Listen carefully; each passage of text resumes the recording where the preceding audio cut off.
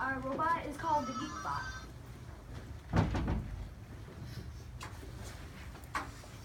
Alright, so on our first mission, our robot is going to back up into the jig and keep on going until it finds the light on the line so it can drop off careers.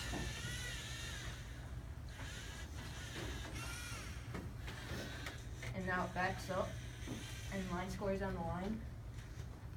And now it's going to go forward till it can get to compost. Knocks over the bag, hits compost, and then backs up and scoops up the bag. And then it's going backwards into going big. For a second run, the robot will back up against the wall to straighten out. And then it'll go forward and square up against the line. And then it'll pivot and pivot some more. Then we'll push the truck and catch the yellow bin. Then it'll dump the yellow bin. Well, usually then moves the toy out of the way. Then it moves the car out of the way. And then the robot will try to get the methane, but usually it's the methane. And then the robot will return back to base. Normally. Okay. That's why you have multiple runs. Yep.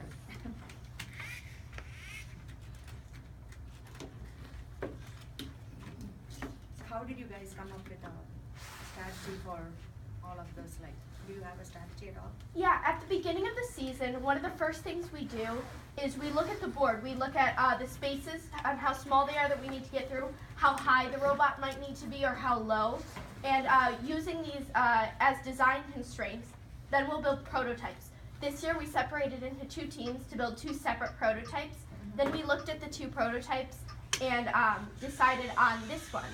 This one we decided on because it was more compact and sturdy and fit through smaller spaces easier. Then throughout the season we went through and we always added more features to our robot, such as our forklift, weight blocks, or the caster balls on the side to keep it aligned to the wall. And so the robot was backing up into the jig so it can put tension on the motor so it can drive straight. And then it would go forward and line square and then drop off the octopus and chicken, and then it would go forward and drop off the methane, and then it will go and grab the charges, and then return back to base.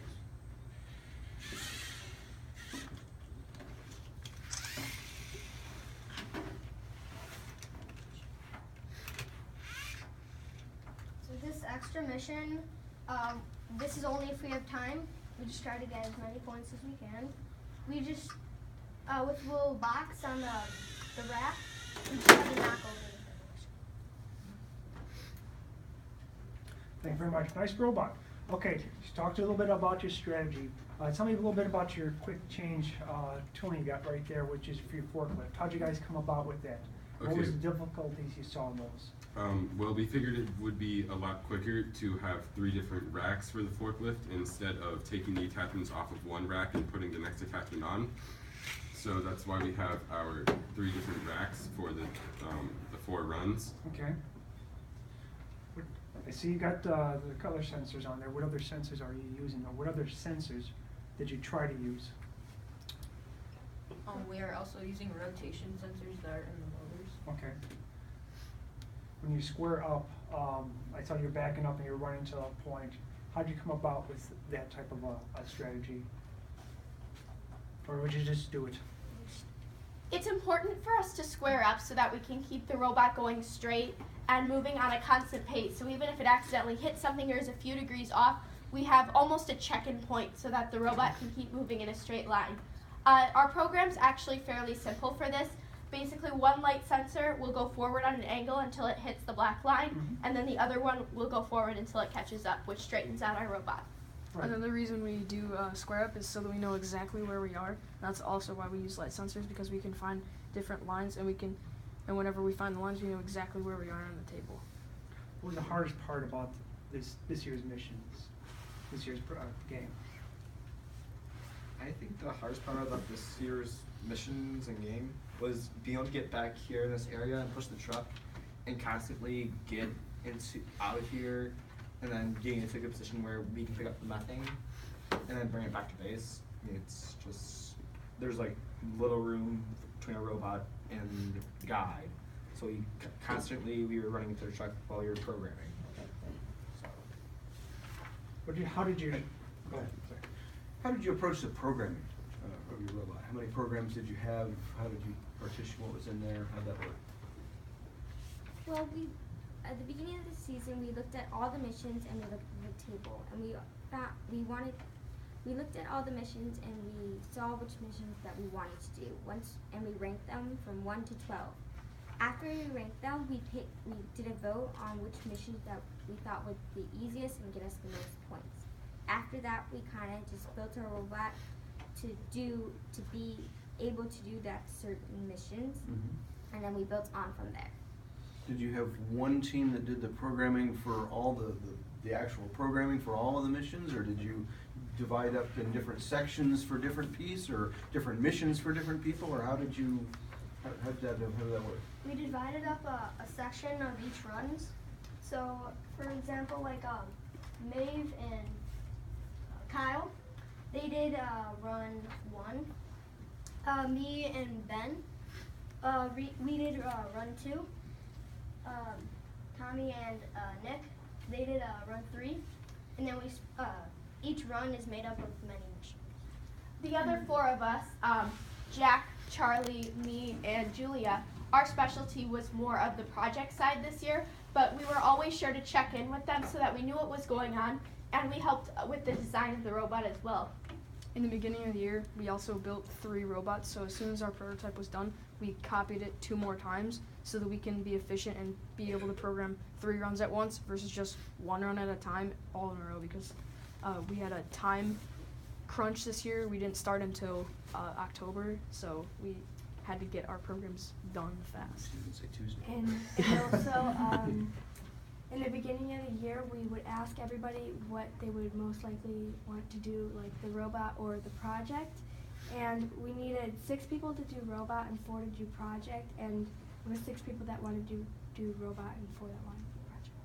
Okay. How did your robot change with your different competitions, or did it? Is this good enough from the get-go and you just kept moving it, just tweaking it, or did you at some point say, let's redesign this? We had to, at regional, we didn't need to have a cage for the bag, and then we changed how we grabbed the bag. Instead of grabbing it through the loop, and we changed it to sweeping it. So we had to add the cage so that we made sure we didn't run over the bag and the car, and then we had to add an axle so that we wouldn't run over the plane. We also, during the season, added these weight blocks because our attachments kept progressing and they got heavier, and so it was much heavier at the front than at the back. So we added weight blocks to level it out. We also, go ahead. Okay, we also added caster balls. Can you show them? On the side we added caster balls so we can wall ride during the truck run. And also on the bottom of our robot as a glider. And on the bottom of our robot, we didn't want it to move around, so we put a rubber band inside of it so it wouldn't move. So, because whenever we didn't have a rubber band inside, it would waggle around whenever we would turn. But on the wall riders, we don't, because we don't want as much friction. Pretty ingenious. Also, these 2 forklifts changed. One of those of this one, we added this to it, and one of those of before we were just trying to put a axle through the bag and carry it that way. And then this one, we had something that was like this, but we didn't have the box on it. We had the box and changed it a little bit to make it sturdier so now it's out further. Okay, we've got about, let's call it 30 seconds. So anything else you can tell us about your robot? A funny story, anything? The mission accuracies for the truck and the methane, it was 80%. For the compost and the bag, it was 99%. And for the octopus and chicken, it was 86%. We also have our jig in safety which allows us to line up our robot and make sure that our robot is always in the same place, which helps with the accuracy of our runs a lot. We also programmed a program sequencer so that our programs all go right in a row. So the way it works is there's a counter, and depending on the button you press, it can add or subtract one to the counter, and then it takes whatever the counter value is and it runs that numbered program. And also at the end of the program, it will add one to the counter, so you don't have to keep switching through your programs. It'll just go all in a row. That's nice. And also, Very nice. along with our accuracies, our overall for all of our missions, it's 89%. Very good. All right.